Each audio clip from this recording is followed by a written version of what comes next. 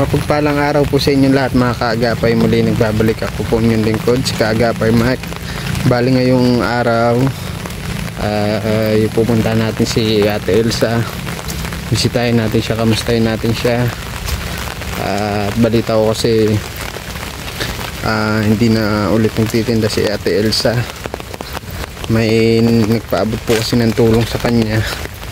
Yan, shoutout nga po pala dun sa anonymous sponsor na nagpaabot ng tulong para kay Ate Elsa.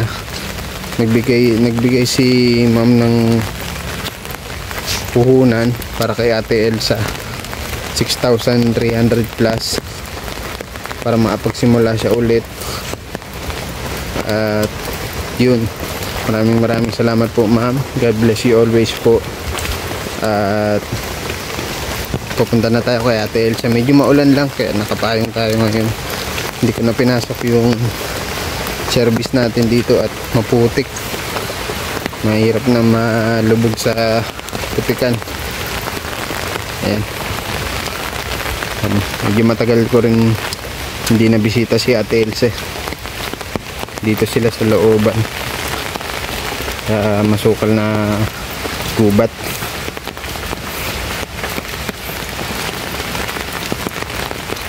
Kayo mga kaagapay, suggest ko lang po kung ano yung magandang itinda ulit ni Ate Elsa.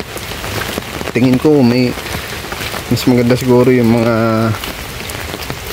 saging, yung banana Q, turon, kasi meron naman siyang padyak si Ate Elsa. At ang huli niya kasing mga tinda, mga mga ulam, almusalan. Try nyo naman siguro magtinda ng mga kamote, tutong kamote, tapos yung mga ginataan, saging, ganun. Ano kaya pinagkakabalaan ni Ate Elsa ngayon? Naputik sobra dito sa lugar nila, kaya chinelas lang din tayo. Mahirap ipasok yung service dito. Yan nga po, gawa ng maputik, kaya tiyaga na lang tayo magawa. At may payong naman tayo. Medyo malapit na tayo kay Ate Elsa. Sigurado balik na naman sa pagtatanim. Hindi pa tayo madulas. Balik na naman sa pagtatanim at paglalabada si Ate Elsa. Ang dati niyang ginagawa.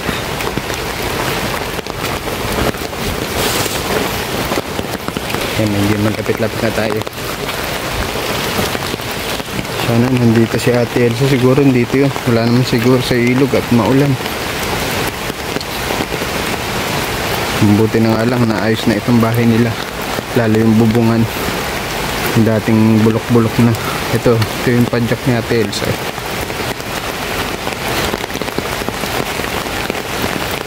Tao po. Saradong bahay ni Ate Elsa. Mga labahan pa siya. Tao po.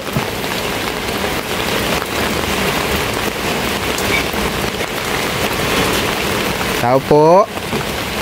Kanina pa umuulan dito. Ito sa lugar namin, sa Daet. Ito si Ate Elsa.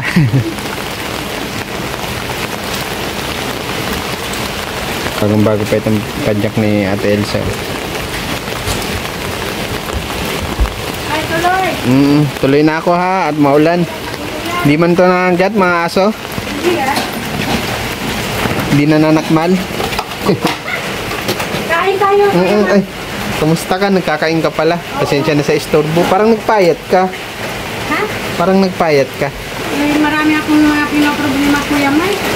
Gaya na. Yung naman na parang nasusumbong ko lahat. Ang hirap pa na naman, kaya lang lalong mahirap kapag dito. Tama. Ay, pasensya na ha.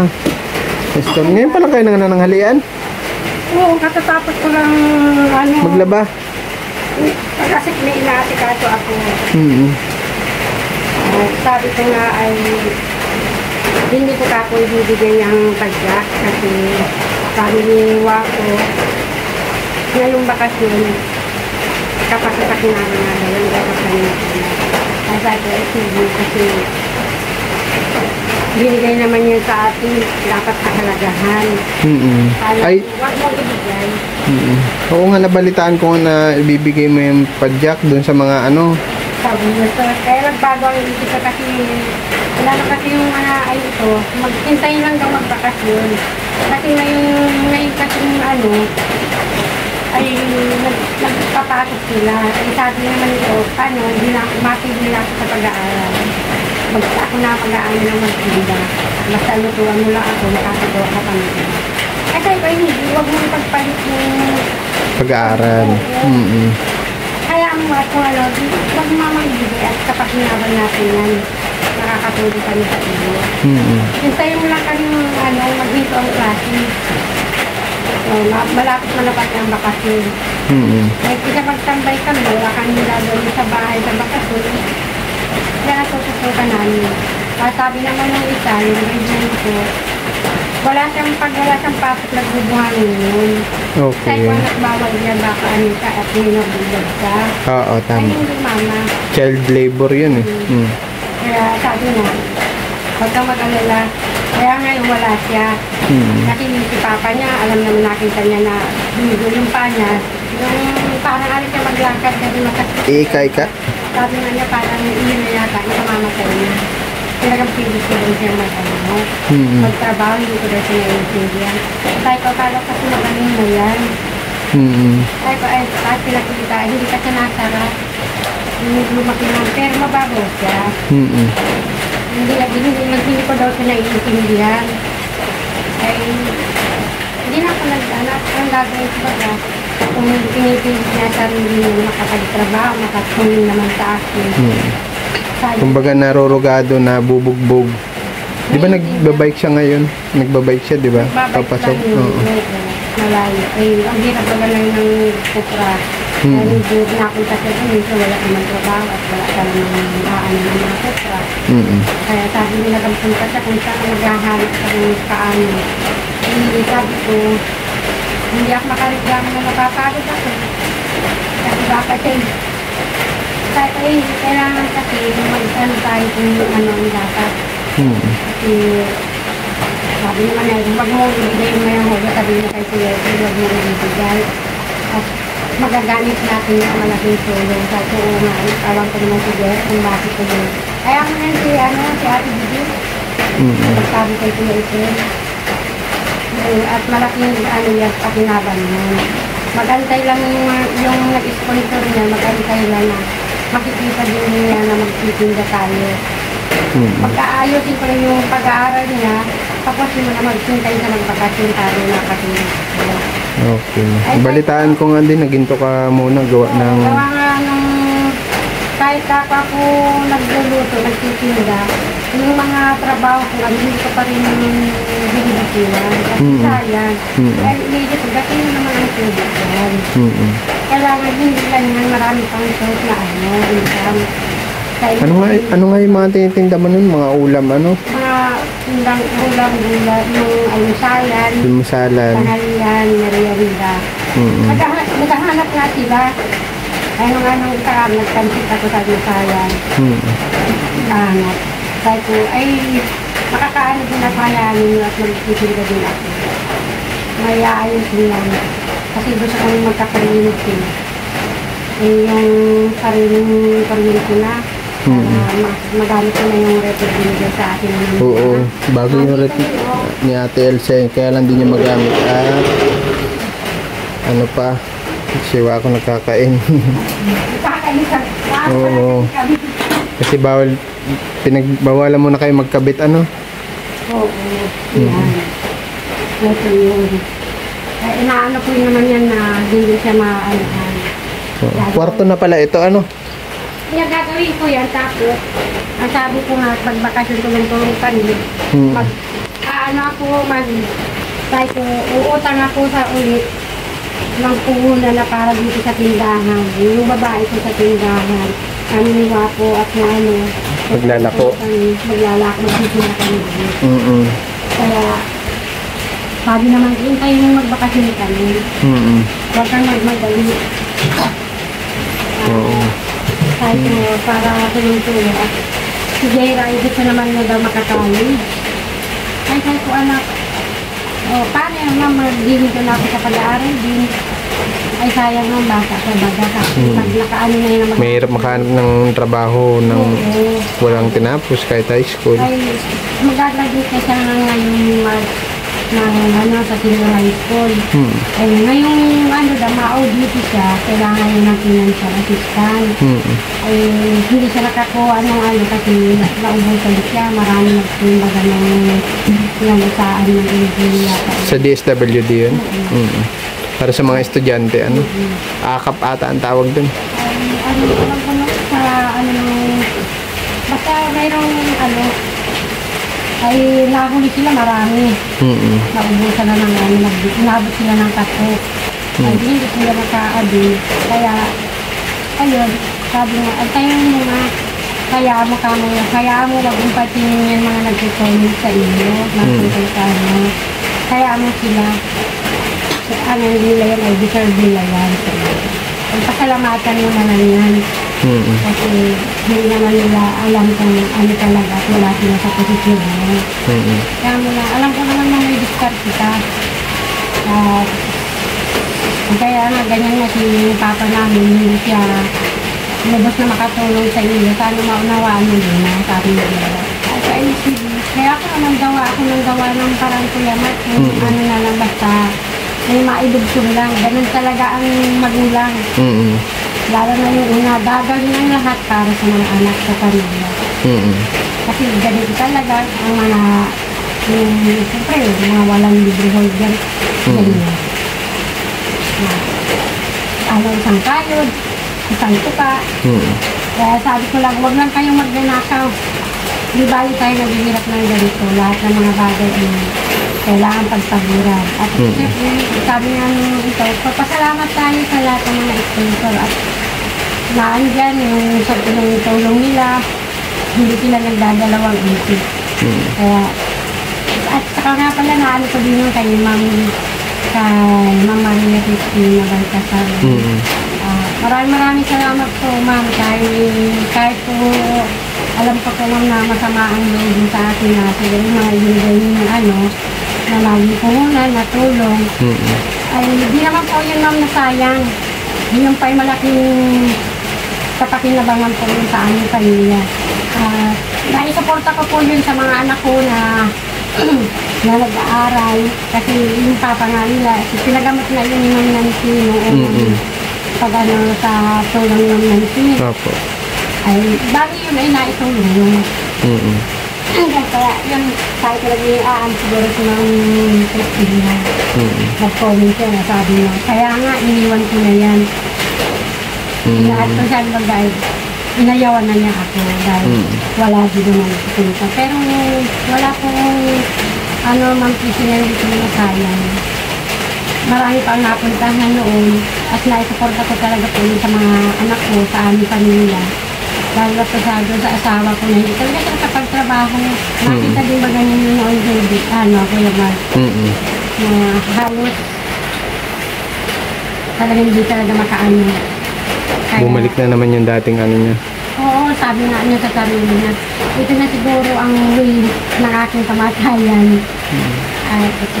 Sabi ko, huwag kang mawawala ng pag-asa. Sige lang.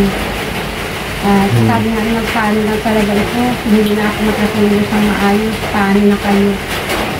Ay, sabi ko, may awa ang Diyos. Mabasa nga yung comment na kaya mo yan, alam kong iintindihan ni Ma'am Christina.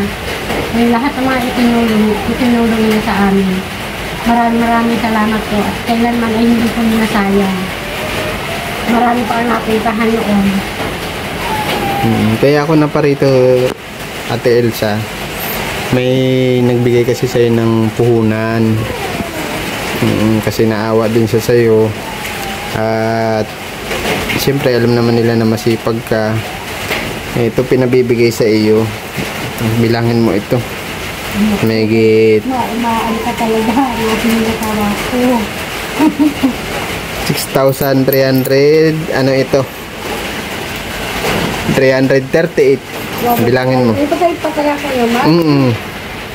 Bilangin mo, Ate Elsa. Hindi pa ng pagbugas ng kanan.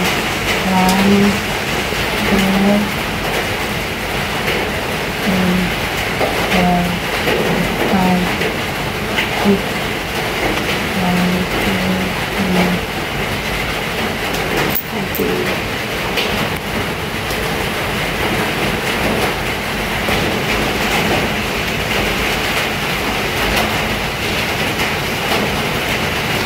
6,300. Kanino po ito galing ko yun? Ayaw niya na magpabanggit. Grabe naman. Ayaw niya na magpakilala.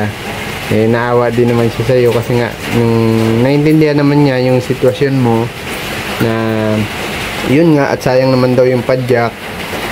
Yun na nga. Nabalitaan din ni ma'am na yun nga ibibigay mo at sayang naman daw kasi bago pa no? Saka magagamit. Ay, kapag isip-isip ko nga kagabi, lagi nga ako yung kagabi kasi nga ano ko na yung nakarinak yung isip ko. At sayang yung padyak ibigay sa akin. Ay, malaki ang kapakipakinabang nun. Kaya, pagka umaga, sabi na lang yung wapo ko, malalim ang iniisip. Hayaan mo magbabakas yun. Sabi mo kay Kuya April, huwag na niyang babawiin yan. Malaking tulong yun sa atin. Hintay mo niya magbakasyon ako matututo ka kung tumulong sa iyo. Ako ang magdadrive niyan. Siguro, suggest ko lang yung mga pwede mo intindi, mga meriendaan muna siguro. Gaya niyan, kung maghapon ka naman nagtitinda, may iba ka pang gawain, gaya nga sabi mo, sabi nga nakiusap ako dun sa ay ganito ang gawin mo. Alam, ito, kasi siyempre marami naman akong kaibigan dyan. Ganito, huwag mong kunin yung almusalan sa katanghalian. Kunin mo lang yun sa pag-alauna, sa merienda, kung ano pang gusto mong yun, doon ka na lang para lahat ng mga gawain sa bahay. Nagagawa. Saka, pwede ka naman, naman kita, papayagan naman kita dito maglakot. Pumunta ka dyan sa ng barangay. Punta ka dyan, merienda, kung anong mga turon, tapos yung ginataang mga saging, Kaya nga, yung lang, yung, kumbaga saktuan lang sa araw na yung tansyado mo. Kasi mahirap naman ibuhos mo lahat. Kaya, yun... Kasi para ka rin nabibigla. Kapag, kaya nga... gaya niyan, pag may mga tirang almusalan, siyempre pagdating ng tanghali, hindi na masyadong nabibili. Kuya, sayang din naman yung mga gamit ko binili. May stock dyan. Saka hindi mo pa naman na nagagamit yung rep at gaya nga niya sabi sa inyo, hindi mo na pwede gamitin at nakikisalpak lang kayo ng kasi kuryente. Bali yung naglakad ako, nung binigyan ako ng pera, inano ko na yun sa kalorin ko, inaantay na lang ako. Kasi huwag mo na muna kung gano'n ng punta doon, kasi wala pa po ako yung istilasin sa bahay sa kayo service graph. Yun na lang, wala ko. Bali, nag-ano na yun, nasa 10,000. Bali sa kalorin ko, okay na ako. Bali, ito na lang mga material sa kayong bayad sa magawa. Electrician.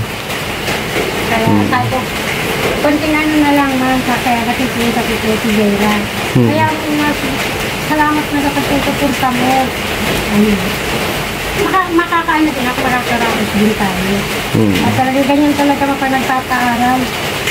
Sabi ko, mabuti ka pa nga, nagpapaaral ka. Kahit ganyan si Papa. Sabi ko, ewan ko sa'yo, pinapaiyak na ako Vera. Mahirap, Kuya G.M. Ay, Kuya Mark. Kaya, ayun. Sabi ko, ganyan naman sa pagnenegosyo, hindi naman laging din. Pero kaya lang, nakapanginayang minsan kasi nga, lalo yan, may mga gamit, yung padya. Napag-isipan ko kasi binigay talaga sa akin yung puhunan na 7,000. Kasi para doon sa mga bata lang nila na anahan. Nagbili po ako ng mga gamit. At talaga naman po nagtitinda ako, nasa palad ko na kaya sa palad ko na talaga. Kaya kailangan ko, nagbili ako ng gamit. Naandyan nga ako. Ito yung mga gamit ni Ate sa mga pinamili. Saka yung mga patataas ng nagbili ako. Kaya yung po yung 7,000 na yun na yun nila talaga yung 7,000. Ibigay ito namin sa inyo.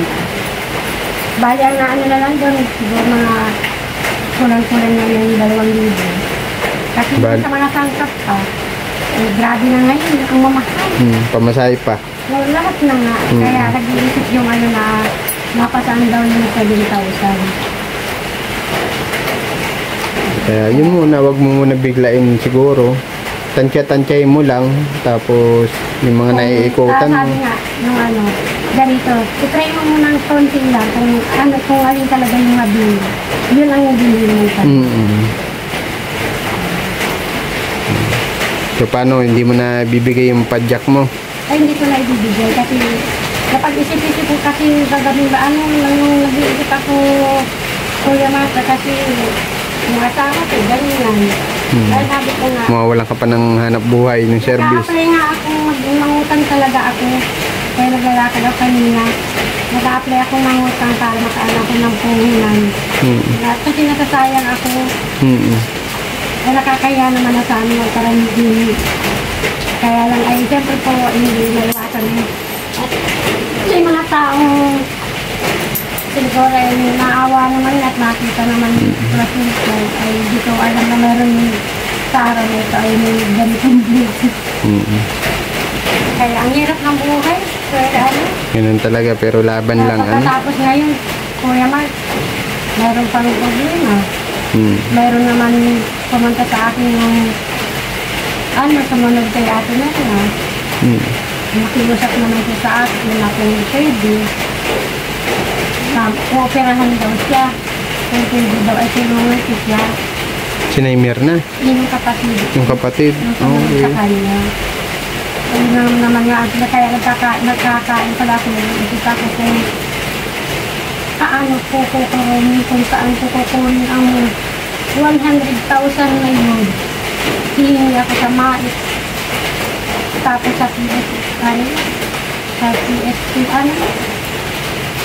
Pero alam ko, pag sa public ha, parang yung may iba... May MAIT pa yata. Oo, tutulungan ka naman nila dun. Basta lalakarin mo lang lagi yung final billing nun eh. Yun na nga, ang pinoproblema ko na naman na kuya ito.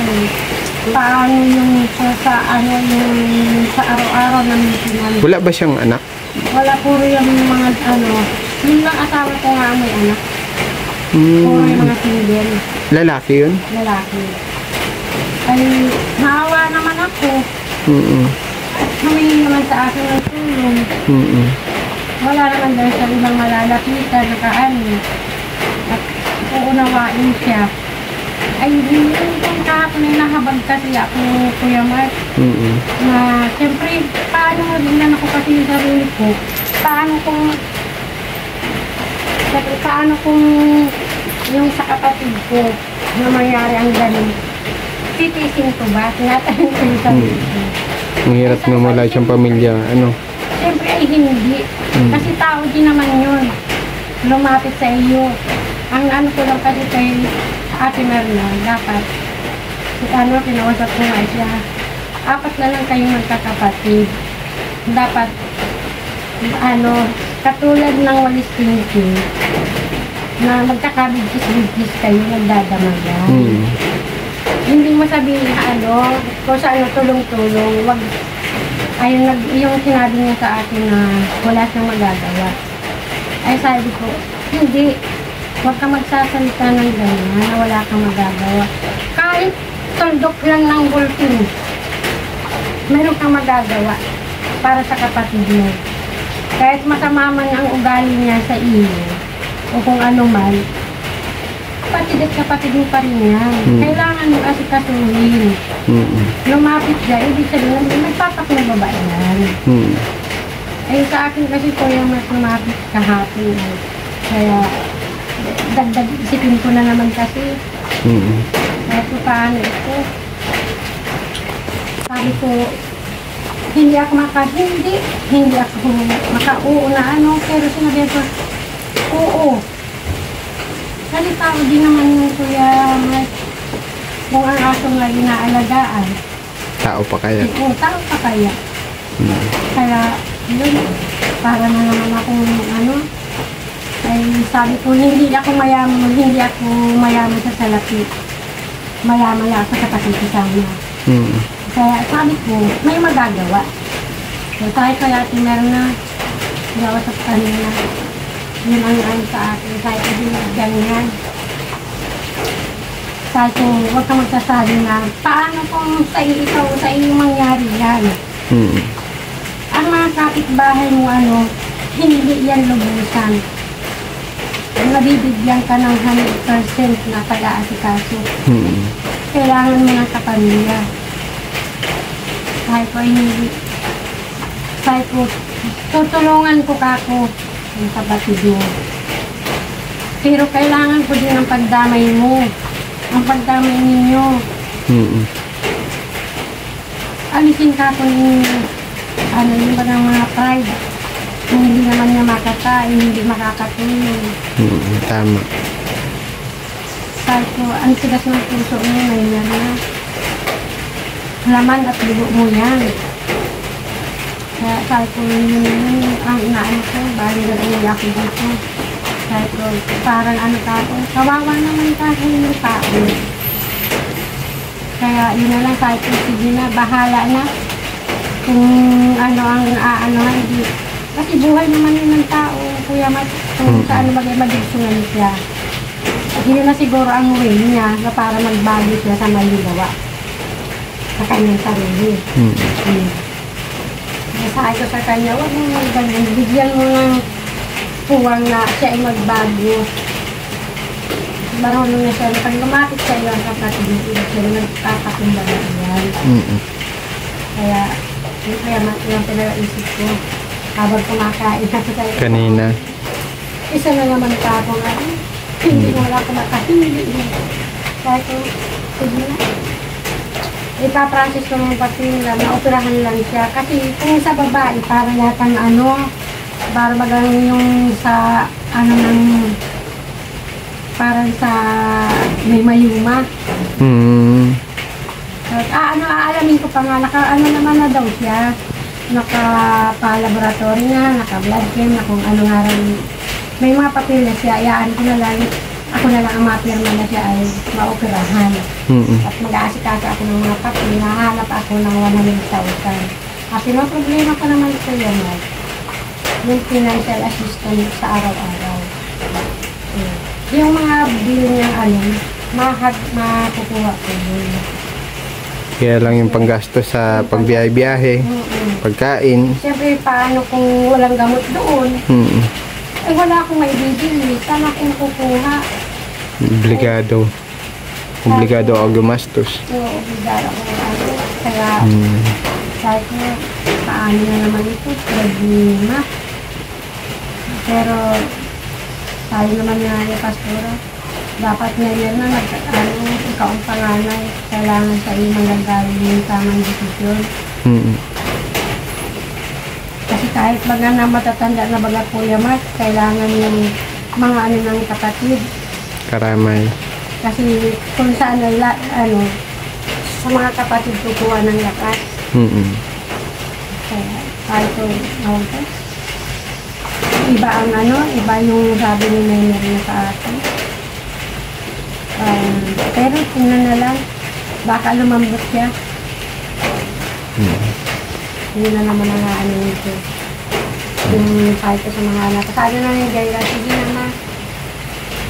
Tutulungan ko talagang mag-alaga. Ako magbabantay kung mag-aasik kasi siya. Kaya antayin ko naman yun kung gusto niyang magpa-opera. Ay sabi ko nga, brother, sinasakitan niyo yan. Eh, paano kung hindi yan na kailangan ng operahan? Kaya ang gusto nga daw niya ay February pa. Kaso sa inyo ka po yan, kung tatagal ka pa. Pero awa talaga ako ng ano kahapon. Yung itsura. Kaya kailangan pala talaga sa makatatas nagdadama yan. Tama. Kaya yun na lang Kuya Mike. Sige, mapunta na din ako, Ate Elsa, ha? Maraming salamat ka na kaya na ano, sabihin naman yan, titusan naman ako. Hindi, okay lang yun. Sa loobin mo man yun. Naisip ko lang naman yun, Kuya Mike. Kaya ganun. Kasi parang nakakaano yung... Pag ano, tulong-tulong na lang, ano. Kaya ganun yung sana. Ang magkakapatid yung nagdadama yan. Tama. Kahit mabigat man ang problema kapag nagtulungan dadaan. Pag ano, mabisita na lang ako dito sa Ate Elsa, ha? Sige, maraming salamat, Kuya Matt. At siyempre, nag-ano talagang isip na nag-ano tayo, huwag mo na talagang isulit yan. Sabihin mo kay Kuya Estel. Pag hindi ka nagsabi, ako ang magsasabi. Hindi namin yan ibibigay kasi yan binigay sa amin pagpapahalagaan namin yan. Tama. Kailangan natin yun sa paghanap buhay. Pag nagbakasyon na, doon na makikita ako dyan, nagtitinda ako. Kaya gano'n. May kasama pa yung silbot. Maraming salamat po doon sa nagpaabot po ng pera ito na magiging puhunan ulit. Sana po ay huwag po kayong sana ay maglago na para kay Wapo, sa tulong ni Wapo. Huwag na makonflict. Eh hindi po. Baka ano po ay sana sa pagbakasyon ay makatulong na din sa paghahanap buhay kasi kawawa naman ako kapag sinusulo. Mahirap maniyo kung pasaan ako kakambyo o ano, kung kaliwa, kanan, ulit. Mahirap kasi siyempre lahat binabalance ko si yung asawa ko, yung mga anak ko, yung sarili ko, kung paano.